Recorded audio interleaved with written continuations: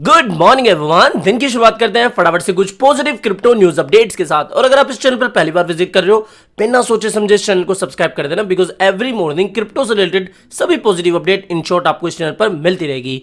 Market का हाल देख सकते हो कि बिटकॉइन अभी भी 16,600 700 इसी के आसपास मंडरा रहा है। ज्यादा मूवमेंट कल के दिन और आज के दिन हमें इतना देखने को नहीं मिला है।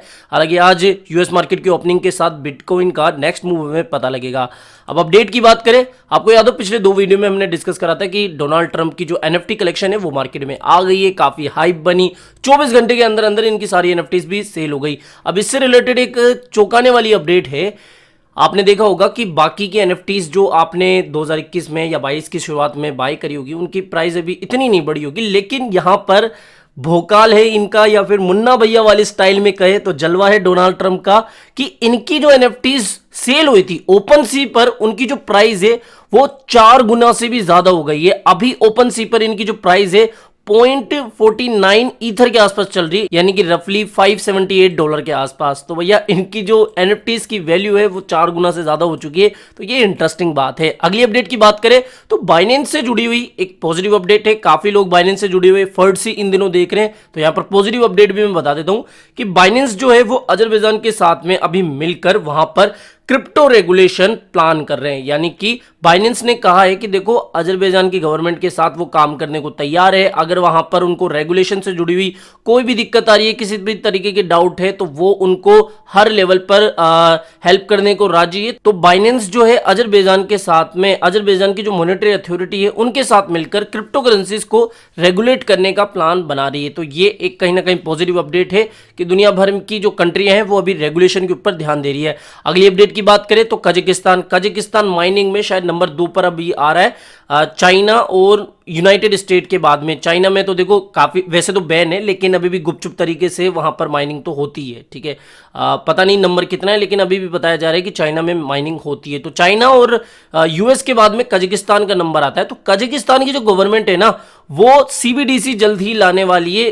बताया जा रहा है कि 2023 से 25 के बीच में सीबीडीसी आ सकती है इनकी। इसके अलावा यादव अक्टूबर में मैंने आपको एक अपडेट दी थी कि जो कजाकिस्तान की गवर्नमेंट है वो अपनी जो सीबीडीसी है वो बीएनबी चेन के साथ इंटीग्रेट करेगी। तो ये भी एक बाइनेंस से जुड़ी हुई या फिर इनडायरेक्टली बाइनेंस से जुड़ी हुई एक पॉजिटिव अपडेट है। बीएनबी चेन या फिर बाइनेंस स्मार्ट चेन का इसमें यूज होगा। तो कजाकिस्तान की जो सरकार है वो अपनी खुद की डिजिटल करेंसी या फिर उनकी सीबीडीसी जल्द ही ला रही है। अब देखो, इतनी सीबीडीसी या फिर रेगुलेशन से जुड़ी हुई बात हो रही है, तो इंडियन मार्केट से भी एक अपडेट आई है। 24 घंटे पुरानी ये अपडेट है और bitcoin.com के हवाले से मैं आपको ये न्यूज अपडेट बता रहा हूं कि वेडनेसडे को जो अजय सेठ जी हैं, यानी कि इंडिया के जो इकोनॉमिक अफेयर सेक्रेटरी है, उन्होंने प्रेस कॉन्फ्रेंस में ये कहा कि देखो G20 समिट अब इंडिया में होने वाला है। तो इस G20 समिट में इंडिया का एक एम होगा कि वो ग्लोबल रेगुलेशन के ऊपर जोर दे या फिर ग्लोबल रेगुलेशन के ऊपर मुद्दा उठाए और इसके ऊपर पूरी तरीके से एक्शन लेने का प्लान बनाए। इससे पहले भी आपको पता हो कि जो गीता गोपीनाथ जी है, जो IMF की हेड है, तो इन्होंने भी यही कहा था कि देखो ग्लोबल रेगुलेशन जरूरी है, क्रिप्टो को रेगुलेट करना जरूरी है, बिकॉज इससे काफी लोगों को नुकसान भी हुआ है और हाल ही में आपने कितने मेल्टडाउन देखे हैं। तो इस तरीके से G20 समिट जो है वो जैसे ही इंडिया में होगा, इस समिट में डेफिनेटली हमें क्रिप्टो रेगुलेशन से जुड़ी हुई कुछ चर्चा होती हुई दिख सकती है, या फिर कुछ ना कुछ अपडेट या फिर स्टेटमेंट हमें इस समिट से निकलते हुए आते दिख सकते हैं।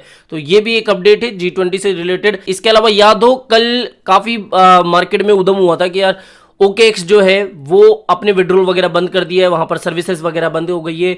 और काफी बड़े बड़े क्रिएटर्स भी, मुझसे पुराने लोग भी ये कह रहे थे कि भैया ये तो गया, अब गया, हमारा पैसा इतने गए वगैरह। मैं ऑनेस्टली बोल रहा हूँ, मैं ये नहीं कह रहा कि मैं बहुत कुछ जानता हूँ, मैं बहुत कुछ बता चुका हूँ आपको, लेकिन कम से कम इतनी तो सेंस है ना कि ये प्रॉब्लम सिर्फ OKX के साथ नहीं, मैंने तो बहुत बार देखी है। कई बार तो 10-10 घंटे तक ही विड्रॉल काम नहीं करते, या फिर जो ऑर्डर अपन ने लगाए होते हैं वो ना तो कैंसिल होते हैं, ना ही कोई नया ऑर्डर लग रहा होता है। तो इसका मतलब ये नहीं कि अचानक से हम बोल दे। अब देखो बियर मार्केट चल रहा है तो थोड़ा सा डर तो मार्केट में फैला हुआ है कि भैया इसके साथ ये क्या हो गया, तो बस वो ये। लेकिन हाँ, जिनके फॉलोअर्स काफी ज्यादा है, जिनके ट्विटर पे बहुत ज्यादा फॉलोअर्स है, उनको थोड़ा रेस्पॉन्सिबिलिटी के साथ में कुछ ट्वीट करना चाहिए। ठीक है, बाकी सभी अपने रेस्पेक्टेड भाई है, किसी के लिए मैं कुछ गलत नहीं बोल रहा हूँ। तो यहाँ पर अपडेट क्या है कि जो विड्रॉल वगैरह कल बंद हो गए थे ना 7-8 घंटे के लिए, वो अभी वापस से चालू हो गए हैं।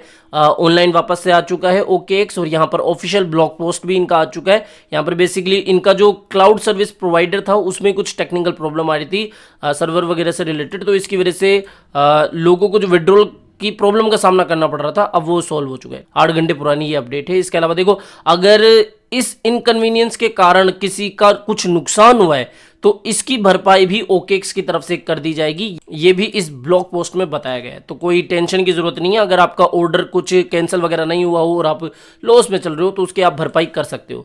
ओके, तो बस इतनी ही मार्केट की इंपॉर्टेंट अपडेट थी। आई होप ये सारी अपडेट आपको पसंद आई होगी। तो वीडियो पसंद आया हो तो डेफिनेटली वीडियो को लाइक करना है। चैनल आप ही का काम का तो चैनल को भी सब्सक्राइब करके रख लेना है। पहली बार विजिट कर रहे हो, बिना सोचे समझे चैनल को सब्सक्राइब कर देना। मिलते हैं जल्दी नए एपिसोड के साथ। जय हिंद, जय भारत।